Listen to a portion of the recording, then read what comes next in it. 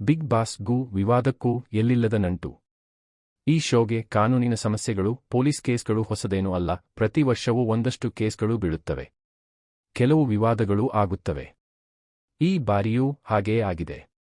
Big boss ಮೇಲೆ 2 ಕೋಟಿ ರೂಪಾಯಿ ಕೇಸ್ ಬಿದ್ದಿದೆ. ಇದಕ್ಕೆ ಕಾರಣ ಇಲ್ಲಿದೆ. ಬಿಗ್ ಬಾಸ್ ದೇಶದ ಅತ್ಯಂತ ಮನರಂಜನಾತ್ಮಕ ಹಾಗೂ ಅಷ್ಟೇ ವಿವಾದಿತ ಶೋಗಳಲ್ಲಿ ಒಂದು.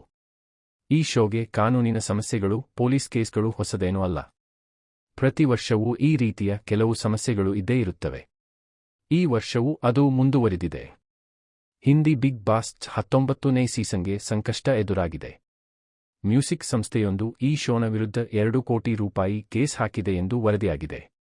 ಫೋನೋಗ್ರಾಫಿಕ್ ಪರ್ಫಾರ್ಮೆನ್ಸ್ ಲಿಮಿಟೆಡ್ ಬಿಗ್ ಬಾಸ್ ಮೇಕರ್ಗಳಾದ ಎಂಡಮೋಲ್ ಶೈನ್ ಇಂಡಿಯಾ ಹಾಗೂ ಬನಿಜಾಯ್ ವಿರುದ್ಧ ನೋಟಿಸ್ ಜಾರಿ ಮಾಡಿದೆ.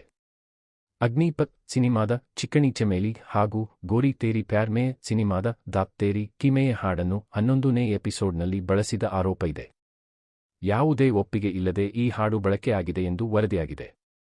ಸೋನಿ ಮ್ಯೂಸಿಕ್ ಇಂಡಿಯಾ ಈ ಹಾಡುಗಳ ಹಕ್ಕನ್ನು ಹೊಂದಿವೆ. ಫೋನೋಗ್ರಾಫಿಕ್ ಪರ್ಫಾರ್ಮೆನ್ಸ್ ಲಿಮಿಟೆಡ್ ಈ ಹಕ್ಕುಗಳ ನಿರ್ವಹಣೆ ಮಾಡುತ್ತದೆ. ಸಂಸ್ಥೆಯ ಅನುಮತಿಯಿಲ್ಲದೆ ಹಾಡುಗಳನ್ನು ಬಳಸುವುದು ಉದ್ದೇಶಪೂರ್ವಕ ನಿಯಮ ಉಲ್ಲಂಘನೆಯಾಗಿದೆ. ಆರ್ಥಿಕ ಹಾನಿ ಮತ್ತು ಪರವಾನಗಿ ಶುಲ್ಕವನ್ನು ನೀಡಬೇಕು ಎಂದು ಹೇಳಿದೆ. ಈ ವಿಚಾರದಲ್ಲಿ ಮುಂದಿನ ದಿನಗಳಲ್ಲಿ ರಾಜಿ ಆಗುತ್ತದೆಯೇ ಎಂಬುದನ್ನು ಕಾದು ನೋಡಬೇಕಿದೆ.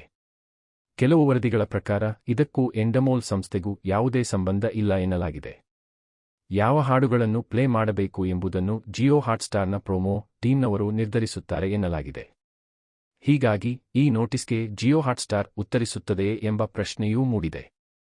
ಸದ್ಯ ಕನ್ನಡದ ಬಿಗ್ ಬಾಸ್ ಆರಂಭಕ್ಕೆ ಇನ್ನೂ ಕೆಲವೇ ದಿನಗಳು ಬಾಕಿ ಇವೆ. ಈ ಶೋ ಬಗ್ಗೆ ಅಭಿಮಾನಿಗಳು ಸಾಕಷ್ಟು ನಿರೀಕ್ಷೆ ಇಟ್ಟುಕೊಂಡಿದ್ದಾರೆ. ಈ ಬಾರಿ ಯಾವ ರೀತಿಯ ಸ್ಪರ್ಧಿಗಳು ಬರುತ್ತಾರೆ ಎಂಬ ಕುತೂಹಲ ಮೂಡಿದೆ. ಕಳೆದ ಬಾರಿ ಶೋ ವಿವಾದಗಳಿಂದಲೇ ತುಂಬಿ ಹೋಗಿತ್ತು. ಈ ಬಾರಿ ಆ ರೀತಿ ಆಗದಿರಲಿ ಎಂಬುದು ಎಲ್ಲರ ಆಶಯ.